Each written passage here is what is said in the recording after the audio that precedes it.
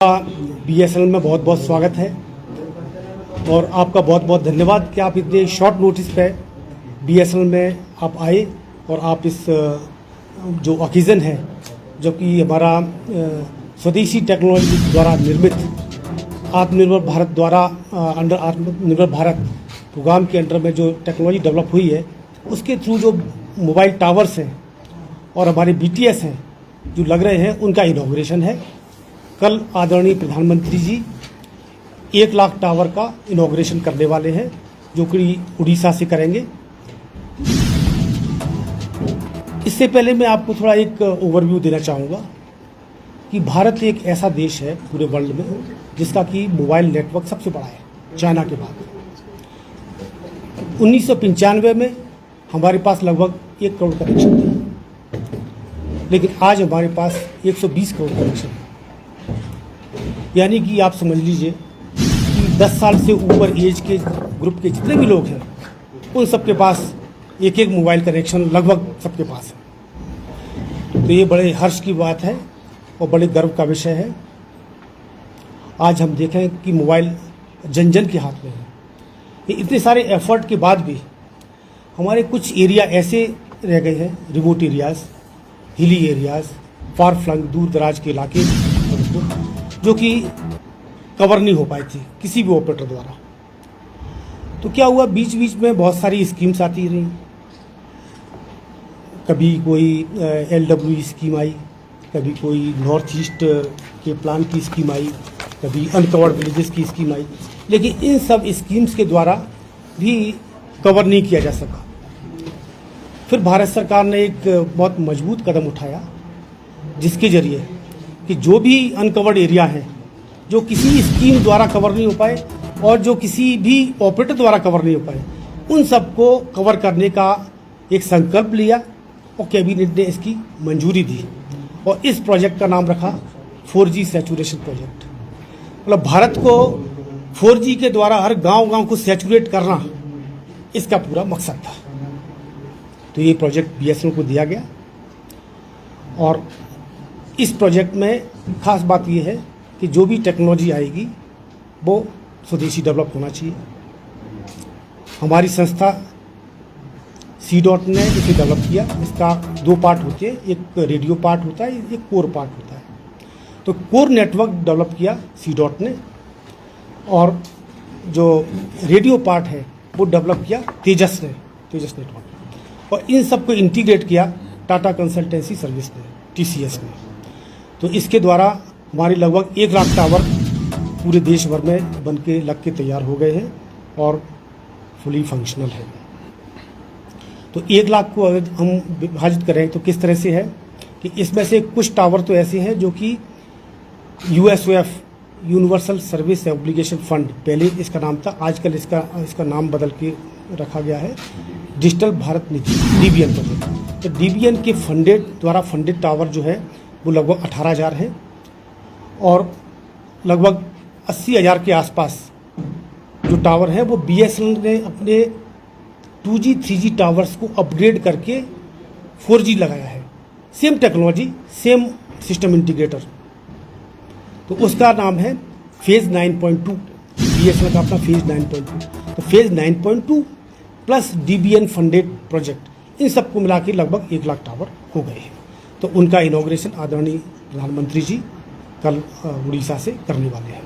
तो ये तो हो गया ऑल इंडिया पर्सपेक्टिव। अब थोड़ा सा मैं BSNL का बताऊं तो BSNL जब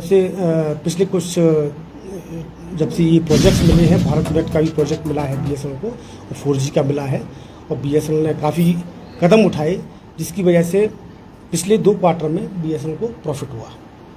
बैक टू बैक प्रॉफिट देखें तो हमारा क्वार्टर 3 में 262 करोड़ का और क्वार्टर 4 में 280 करोड़ का प्रॉफिट हुआ है।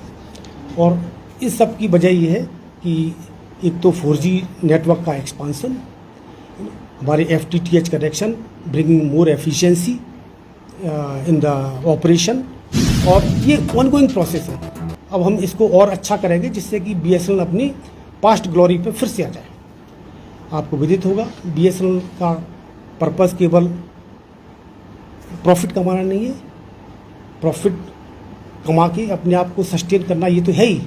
इसके अलावा जब भी ज़रूरत पड़ती है, जब भी देश को ज़रूरत पड़ती है, बीएसएनएल हमेशा फोरफ्रंट पे रहता है। चाहे वो 2014 का सैलाब हो कश्मीर में, चाहे वो आपका अनरेस्ट हो 2016 में जब बीएसएनएल के ही फ़ोन काम कर रहे थे, कोविड के टाइम में,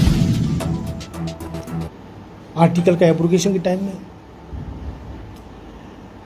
अमरनाथ यात्रा जो कि इतनी दुर्गम जगह पे है, जहाँ की आपको पता है कि मई तक बर्फ़ रहती है, और बीएसएनएल और जुलाई से यात्रा शुरू होनी है, रोड भी क्लियर नहीं होती।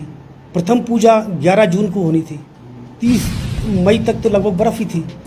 BSNL was the first operator जिसने फाइबर पहुँचाया और वहाँ पे लाइव टेलीकास्ट किया प्रथम पूजा का। तो जब भी ज़रूरत पड़ती है देश को, बीएसएनएल हमेशा फोरफ्रंट पे है।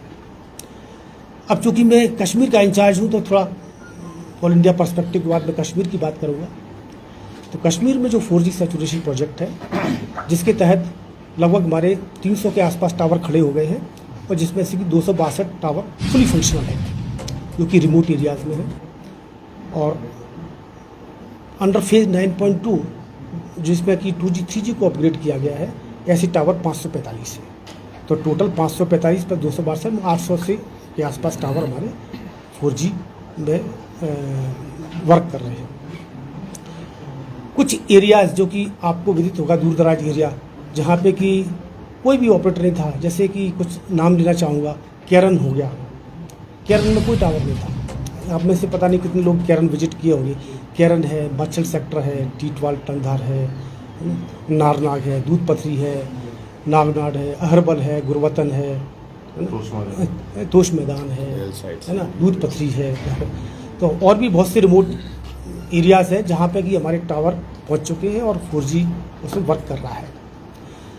अब चूँकि टेक्नोलॉजी अभी डेवलप हुई है, तो ये कोई भी चीज़ नई डेवलप होती है तो हमेशा ऐसा नहीं कि एक बार में चल पड़ती है, उसमें हमेशा कभी ना कोई खामियां जरूर रहती है। तो धीमे धीमे उन खामियों को हमें दूर किया जा रहा है। जो भी थोड़ी बहुत नेटवर्क की थोड़ी बहुत हल्की फुल्की समस्या है तो उनको प्रोग्रेसिवली उसे इम्प्रूव किया जा रहा है, और हमारी टीम इसमें सतत कार्यरत है। और आगे चल के आप देखेंगे कि बीएसएनएल अपने जो पुराने दिनों की तरफ ही वापस लौटेगा, जो कि हमारा 2006-07 के आसपास जब ये बहुत ज़्यादा हमारे पास कैश सरप्लस था, तो वही दिन वापस आए। आपको बताना चाहूँगा बीएसएनएल में जो टावर्स लगे हैं उन सब में सभी लोगों का योगदान है। हमारा स्टेट गवर्नमेंट ने भी बहुत एक्सपीडिशियसली लैंड अलोकेट की, हमें परमिशंस दी ऑप्टिकल फाइबर केबल ले करने की। लगभग 1000 किलोमीटर के आसपास पिछले 1.5 साल में फाइबर डला है इसी प्रोजेक्ट के तहत, जिसमें कि अंडरग्राउंड ऑप्टिकल फाइबर है और ओवरहेड भी है। ADSS टेक्नोलॉजी के थ्रू भी फाइबर इसको टावर्स को कनेक्ट किया गया है। टावर्स को दूर दराज इलाके में कनेक्ट करने का फाइबर से एक और बेनिफिट है, वो ये बेनिफिट है कि वहाँ हम अपना OLT लगा के गाँव में यदि ज़रूरत पड़े तो हम गाँव वालों को टेलीफोन के मोबाइल के अलावा वाईफाई की सुविधा भी दे सकते हैं। ये भी एक कैपेबिलिटी डेवलप हो चुकी है।